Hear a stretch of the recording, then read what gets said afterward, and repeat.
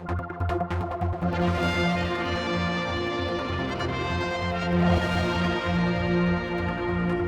more from the press launch of the TT Festival 2013.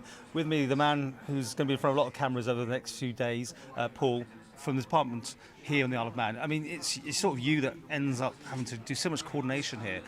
What's it going to be like this year? 4 days of press junket this time? Yeah, basically it's down to just the volume of journalists that want to come to the event now and report on it at this PR event, that all the different angles and activities that they want to undertake, we just can't do them in 1 or 2 days anymore. So yeah, 4 days, be that, written press, but there's lots of TV crews, people making documentary films and stuff. So yeah, it's quite a big event.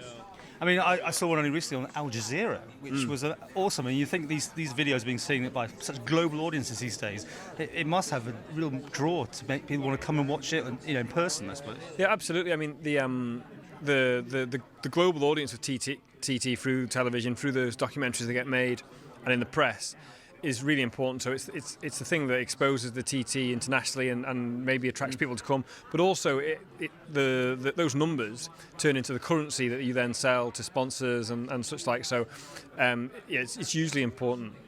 And when I'm talking about publicity, the Close to the Edge is still probably drawing people over here, isn't it? Yeah, absolutely. I mean, the film, it did over £1 million at the box office and hundreds of thousands of DVD cover sales. So yeah, it's a huge deal.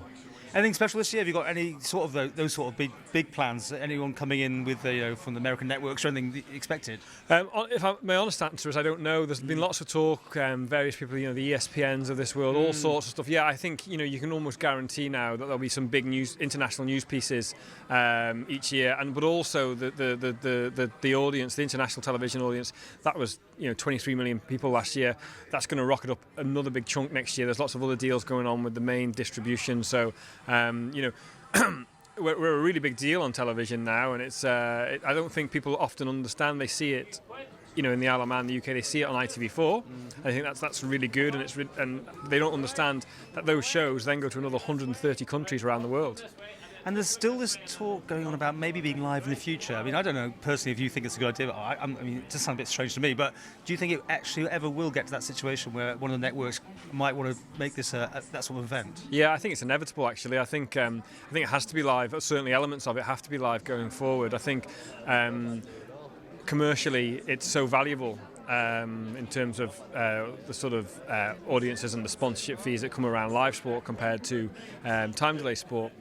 Also, if the TT World Series is ever to progress, and it may not, certainly live television would be a fundamental part of that project going forward. The problem with live television for the TT is the size of the course and the cost and the technical issues that prevents. The technology is moving so quick, those costs are coming down all the time, and hopefully the economy will continue to recover, and the broadcasters who would buy a live TT TV show will hopefully start to have more money in the future that they can invest in it. So when people watch this in 100 years' time, they go, of course it's live. Yeah. I mean, technology, you're right, it could be anything, couldn't it, Steve? Well, absolutely. I mean, the idea of sort of taking an onboard camera signal, for instance, that's travelling up to 200 miles an hour, live would have been absolutely unthinkable not very long ago. It's doable now at a cost. It's when that cost comes at the right price that it's commercially viable. Okay. Well, look on MTTV over the next few days, because we've got to go to some of the press items and talk to some of the riders, and we'll be reporting on that.